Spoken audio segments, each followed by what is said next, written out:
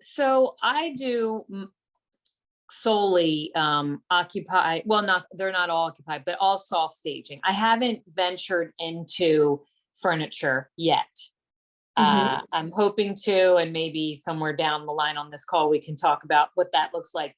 But so I am often curious as to whether my pricing is right in regards to, so I'll bring in decor, rugs, floor plants, art, that type of stuff. Okay, so your pricing is going to be based more on your work and the amount of time and everything that it takes you, versus vacant staging is going to be more based on a percentage of the actual inventory. But because Okay. you're in your situation, so much more of your cost is in your time and your design time. That's the way you're going to do your pricing. And I will say it actually usually takes more time when you're doing that kind of staging, because you're having to work with their things and you're having to come up with solutions for their things. Whereas it's easy to just walk into a blank room Right. and Yeah. you've got a whole package that that goes together. So you don't have to do a whole lot of other thinking and prep work you still have a lot of prep work and thinking, but it's not as involved, and you're not having to take as much time in the staging and the destaging, especially the destaging. When you're working with other people's things there, it takes a lot longer to figure out what's theirs. Is this mine? I had one just like this, but I don't remember bringing it, but all those Right. things. And inevitably, something gets left behind that's ours, or we take something that's theirs. It just happens. Right. Then you got to return that thing. So there's more time involved in that. So really, your pricing needs to be all about your time. And don't think about your time in just, okay, what are you willing to make per hour right now?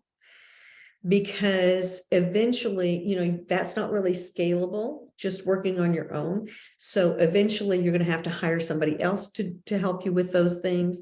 And so you need to make enough that you can pay them and pay any taxes for them, any workman's comp, any of those kinds of things, and still have a margin for you to make some profit on top of what you're paying them and all of the Okay. costs involved in that. Okay, because I have been on the Facebook page for a couple months, and I had asked a question once, and someone had said I like maybe $100 to $250 a room. So I kind of have been basing it on like kind of what items I'm bringing in, and I'm just in a sense guessing based on Uh-huh. like a bathroom wouldn't be as much as the kitchen or a Right. bedroom. Mhm. But you think it's better to do it by my time in I regards think, to yeah, I the think your consultation and time. yeah, okay.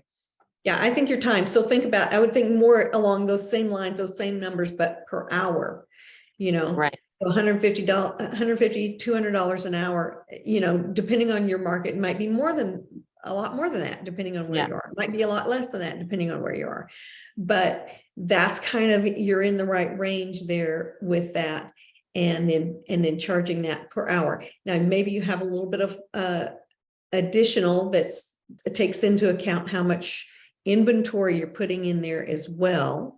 For example, some houses you don't need to bring anything. You're just rearranging their stuff. Right. Other houses you've got to bring in rugs and all kinds of art and a lot more. So that's going to be more in there.